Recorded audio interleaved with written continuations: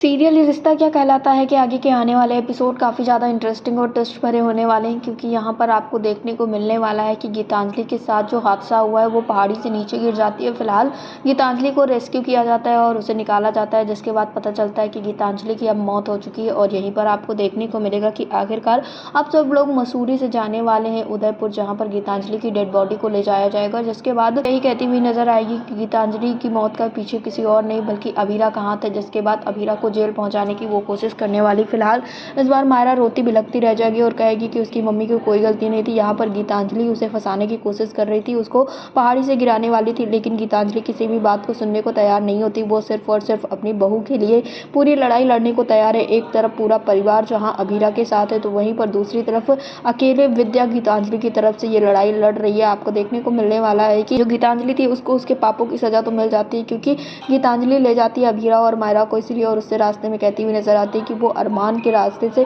इन दोनों को ही हटाना चाह रही है, जिस वजह से वो उन दोनों को लाई। और उसके बाद वो चलती गाड़ी से कूद जाती है और अभीरा और मायरा को मरने के लिए छोड़ देती है। जिसके बाद वो गाड़ी टंग जाती है एक पहाड़ी पर। फिलहाल अरमान वहाँ पहुँचता है और अभीरा और मायरा दोनों को ही निकालता है और दोनों के बीच में एक बहुत अच्छा मोमेंट होता है। लेकिन फिर वो लोग एहसास होता है कि गीतांजलि नहीं है, और जिसके बाद पता चलता है कि गीतांजलि की पहाड़ी से गिरकर मौत हो चुकी है और वो सब लोग काफ़ी ज़्यादा परेशान हो जाते हैं। फिलहाल गीतांजलि के बारे में कभी अभीरा ने बुरा नहीं चाहा था, अभीरा तो यही चाहती थी वो खुश रहे, लेकिन यहाँ पर गीतांजलि उसके लिए हर वक्त पर बुरा सोचती हुई नजर आती थी। और वैसे में आपको देखने को मिलेगा कि विद्या जो है वो इस तरह से पलट गई है, वो ना तो अरमान की तरफ है, ना ही मायरा की तरफ और ना ही अभीरा की तरफ। वो बस यही कहती हुई नजर आती है कि अभीरा की वजह से उसकी बहू गीतांजलि की मौत हो चुकी है और इसकी सजा भुगतनी पड़ेगी अभीरा को। यहाँ तक कि वो यही कह देती है कि जब से अभीरा उसके घर पे आई है तब से कुछ ना कुछ होता हुआ आ रहा है। पहले उसकी वजह से रोहित की मौत हुई, जबकि रोहित की मौत के पीछे भी अभीरा का हाथ नहीं था। उसके बाद देखने को मिलता है कि लगातार सब लोग इधर उधर हो जाते हैं और इन सारी चीज़ों में कोई और नहीं बल्कि अभीरा का हाथ है, और वो सारा इल्ज़ाम एक साथ अभीरा के ऊपर डाल देती है और उसे जेल पहुंचाने की कोशिश करती है। फिलहाल आपको क्या लगता है, क्या